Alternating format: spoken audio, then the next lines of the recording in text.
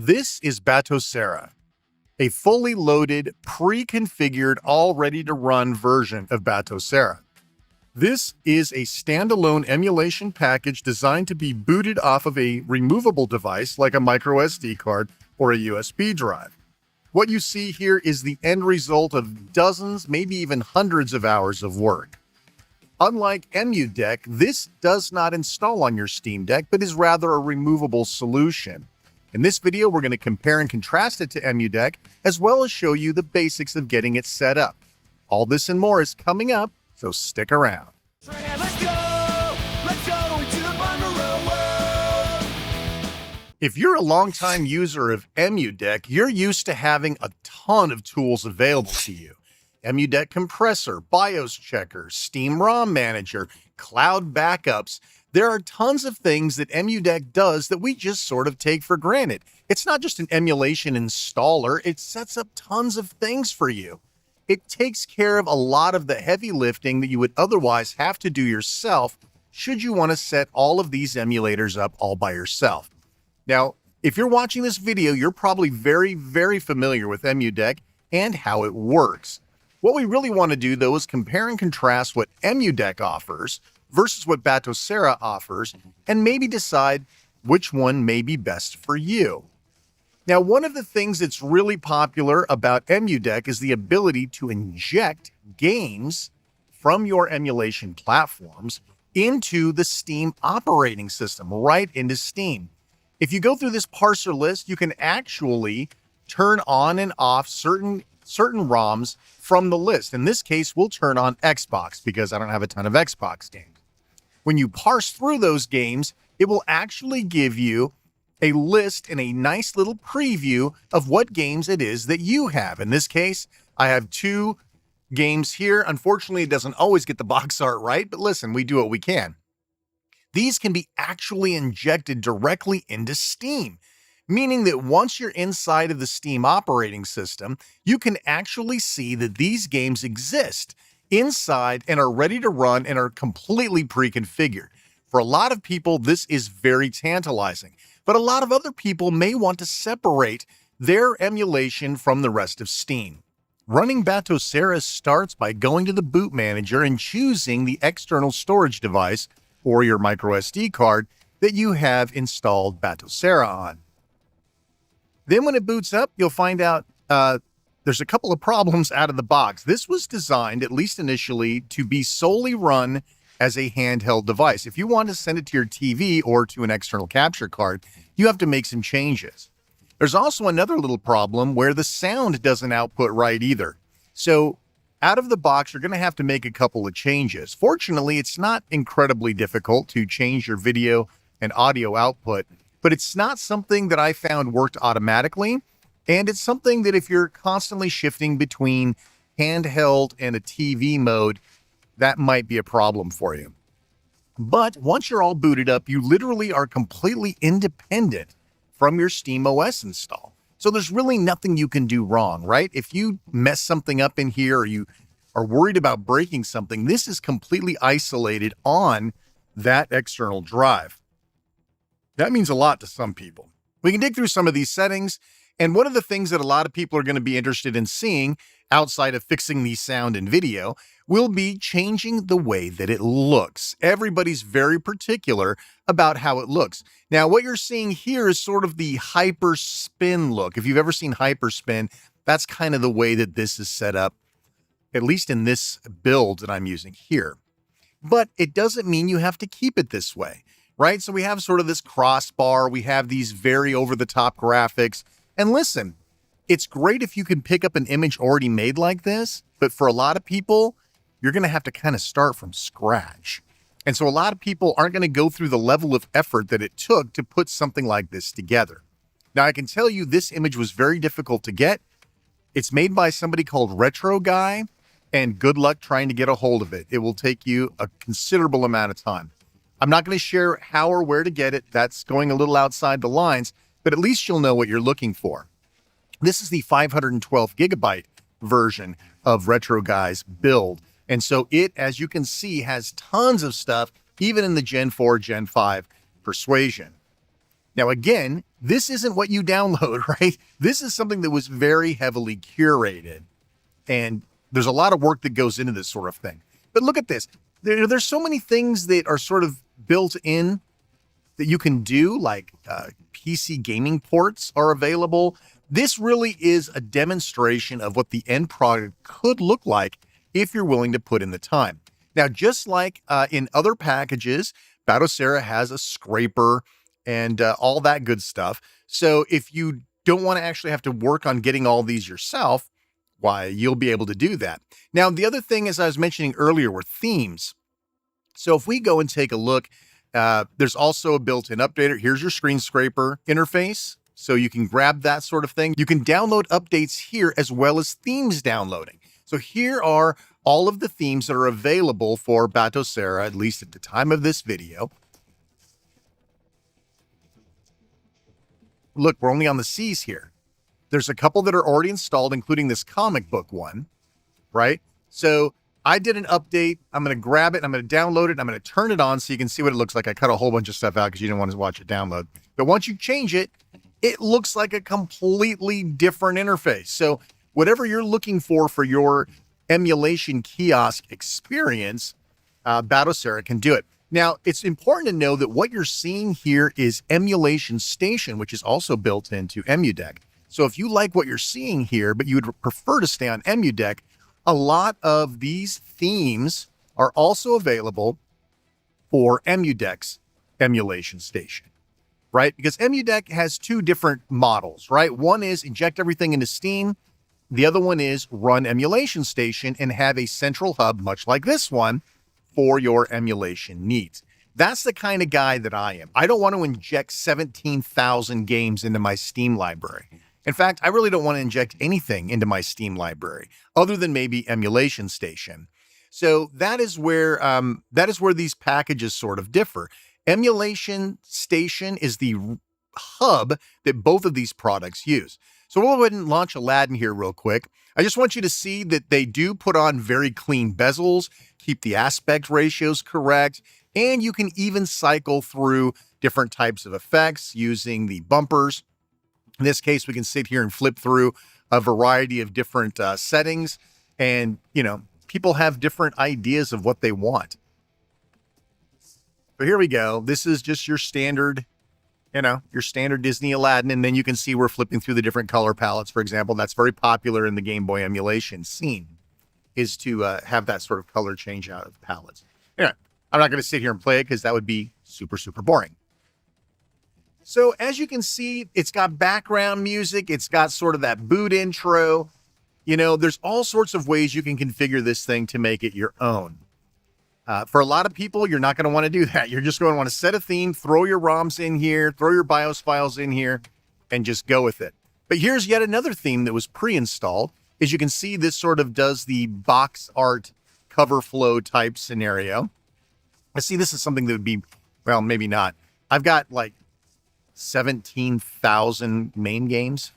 So I probably would not want to have it in that box flow. I would much rather have it as a list. But as you can see, it's very, very versatile. And again, all of the things that you're seeing here, for the most part, can be done with EmuDeck as well, because Emulation Station is the core of both of these. Here's just some of the menus. We're just kind of flipping through it. A lot of people are kind of interested in, from a technical aspect, how much control over this pre-made or these packages do I have? And so these are just the sort of simple things that you're probably going to want to look at. Yes, you can turn on a network share. Yes, you'll be able to boot here, and then you'll be able to copy ROMs over the long way. But, listen, you probably don't need to do that. In fact, you can actually maintain pretty much this whole thing inside of Steam. So let's go into Dolphin, and we can see the Batocera has one partition here, which is the boot partition, and then there's a share partition, which has everything that you would expect to see. Things like ROM and BIOS files and that sort of thing. But if you look inside the BIOS folders and the ROM folders, you're going to see something very similar. Yeah, because it looks pretty much exactly the same way EmuDeck does. In fact, if we put EmuDeck here on the right and compare it to the Batocera share on the left, you can see that it's pretty much one for one. Now, I'm not going to guarantee you that each and every game folder is going to be exactly the same under ROMs, for example, but it should be. It should be very, very close, if not exact. So if you're looking to move from EmuDeck over to Batocera, I don't think you're going to have a lot of trouble, and you can do all of that here on the deck. You don't have to network in. You don't have to copy everything to a USB first and then import it. None of that stuff is here. It's literally just a file system that you can work with and cut and paste. All right, so let's go ahead and get this thing set up. So first off, you're going to need to go to batocera.org, and you're going to download the Steam Deck version of Batocera. Pretty simple. It's got nice big pictures for those of us who don't like to read, and you can just hit download. Now, this is about 2.8 gigabytes, so it's a little bit beefy. It does come with a few free games included and some themes and stuff, so it's big. Download it to your downloads folder. Then we're going to go ahead and go find Etcher. Balena Etcher is what we're looking for. It's etcher.balena.io, and we're going to download. Okay, we are looking for the Linux 64-bit app image. We're looking for the app image. Right there. Oops. Well, sometimes that doesn't work. Let's just download it. Okay, we're going to go ahead and save it to downloads. You can save it to the desktop and save yourself a step. So now it's going to take a while for this to download. We're not going to wait forever. But of course, you are going to need a micro SD card. So unlike SteamOS, when you're running games off of it, the demands for a micro SD card are a lot lighter. You don't need the fastest card. You don't need the best card. You could probably use whatever card you have laying around. Just remember, you need to leave enough room for all of the files that you want to put on there, all your ROMs and all your BIOS files and all that good stuff. So I would suggest at least 256 gigabytes, probably 512 would be better. And you don't need a terabyte. I promise you probably won't need that unless you're playing like all Nintendo games, you know, last gen Nintendo games. Okay, so we're going to go ahead and wait for this to finish download, and it is done. Now we are going to open up the Dolphin File Manager. We are going to go to our downloads folder, and you should have two files in there now. You should have the Batocera image file, and you should have the app image file. Now, app image, at least in 3.5, won't execute from Dolphin. It keeps coming up and asking you what you want to open it with. The solution to that is to copy it to your desktop and open it. You might not have that problem if you're still on 3.4. So we're going to go ahead and drag that app image onto the desktop, move it here. Then we will just double click it and it will ask us if we actually want to execute it. And we absolutely do.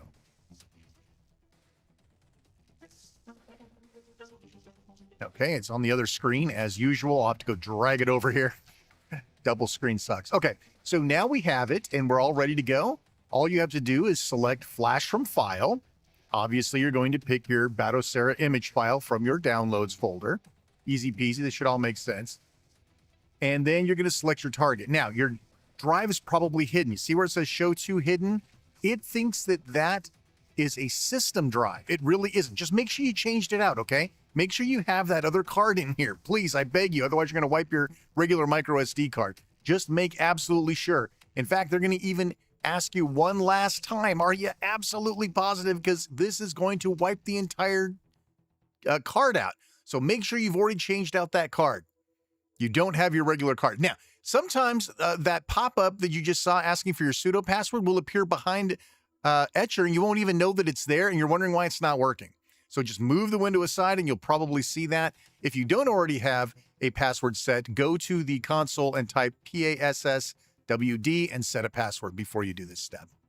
All right, we're done. And you should now see two mount points, Batocera and Share. Now we're going to test it out. We're going to go ahead and shut down from here. And once it's shut down, we're going to go to the boot menu of the Steam Deck. You accomplish this by holding down the volume down button and tapping the power button. That will put you into the boot menu. So once you're in the boot menu, all you have to do is find your micro SD card. In this case, it's the second item on the list. The top is my hard drive, and then there's two Ethernet possible boot items, and we're going to go ahead and boot. Now, I experienced this twice. It looks like it's not working. See, nothing's happening. It's just sitting here. And you're going to go, God, how long does this take? If you don't immediately see something, like right away, it's stuck. There's something wrong. The solution here is to shut everything back down. I leave these things in because it might happen to you. Shut everything down, eject the card, put the card back in, right? So I'm going to go to this menu. I'm going to eject the card. You're going to see it disappear from the list. I'm going to reinsert the card, and then I'm going to boot from it. I only had to do it this one time on initial setup, so there must be something about the first run that causes this sort of behavior. So now I'm going to run it again. See, immediately it says auto boot in 1 second. You start seeing a little flickering thing in the bottom left, and you'll see this, and now it'll boot. Now, of course, you realize that it won't go to your TV or your monitor on your first boot, which is why I've changed over to filming the Steam Deck. Sorry, I didn't have time to set up the full-blown camera, but you can see the little flickering light in the bottom left, meaning that it's doing its job. And trust me, we'll get back to a direct feed as soon as humanly possible. So you get your first boot, and you get the little boot up script, the little boot up screen. Got that little flashing guy in the bottom left corner again to help you out. And I'm leaving all of this in. I was going to trim it, but I wanted you guys to see how long it took. Now, you'll see that there's already some stuff in here. This is all homebrew stuff that they included in the image for you. So you don't have nothing to start with. You do have something. These are all things that don't require BIOS files. They don't require ROMs. These are literally something that you can use right out of the box. So that's very nice of them to throw that in there. So now we're going to go to System Settings. After you hit the menu button, go to System Settings, and then go down to Video Output. Now, if you go to Audio and you want to try to transfer it over to HDMI, you can't. So you got to do the video first, send it to DisplayPort 0. At least that's how it worked for me. I'm on the official dock. Once you've done that and restart, then you'll be able to change your audio output. All right, so I'm going to shut everything down. I'm going to reboot again. You'll see I'm holding down that volume down button. Now, as soon as that logo appears, you should be clear to let it go. It's just habit that I leave it on. And we're going to go ahead and select that card again. Now, you notice I didn't eject it and put it back in. Everything is on the up and up now. So now you can see immediately you see something on the screen. Boom, it's starting to boot. Don't worry, we'll get back to direct feed ASAP. As you can see, it did kick in the feed over to HDMI. It took away my no signal. It does do the initial boot video on the deck itself, and then it transfers video over to the external display. Now, again, if you're only going to play on the deck itself, then this isn't even a problem for you, right? You wouldn't have even had to have changed it over, but I wanted to leave that in because I figured most people would be doing that. Okay, we're going to go down now to audio output. Now you'll see that we have HDMI 3 out. Now we have all of our audio working as it should. Okay, so now everything is set up. You're ready to look around. You can go play a couple of games, do whatever you like. So this is the core. Now, obviously, none of your stuff is here yet, right? So once we're done here, as soon as you exit this interface, right? As soon as you hit quit and you shut down or restart, the next time you boot, you will boot directly into SteamOS again. So you will have to hold down, if you ever want to boot off this card again, you will have to use the boot menu on the Steam Deck. So we're going to go ahead and restart, and I'm not ejecting the card or anything. I clipped that out for you. Now we're back in Steam. I didn't have to take the card out or anything. We're going to go to the desktop. And if you remember earlier, you should see 2 mount points for this card. One of them Batocera, which is the boot, and then the share, which is the actual location where all the files are that you're going to need to put in there, right? So if we go to share, you'll see BIOS, ROMs, and everything else. That's where you're going to put your stuff, just like you would with EmuDeck. But if you're coming from EmuDeck, just copy your files over, put new files in. I can't help you get BIOS files. I can't help you get ROMs. That's sailing the high seas, and we don't talk about piracy on this channel. So you're on your own there. But hey, so what do you think? I mean, listen, for somebody who wants to keep all of their emulation 100% segregated from their SteamOS, I can understand this. I like the all-in-one interface. Problem is I can have the all-in-one interface using EmuDeck, right? I don't have to isolate everything to get what you're seeing here, which is why I prefer to use EmuDeck with Emulation Station. But with this package, you cannot inject into SteamOS. You don't get the ROM compressor. You don't get the BIOS checker. There's a lot of things that EmuDeck does that we just take for granted. This doesn't have that. Listen, I hope you like what you saw. If you did, hit that thumbs up, subscribe, and of course, hit that bell so you get notified of future videos. I'm Shane R. Monroe. Thanks so much for watching, and take care. We'll see you next time.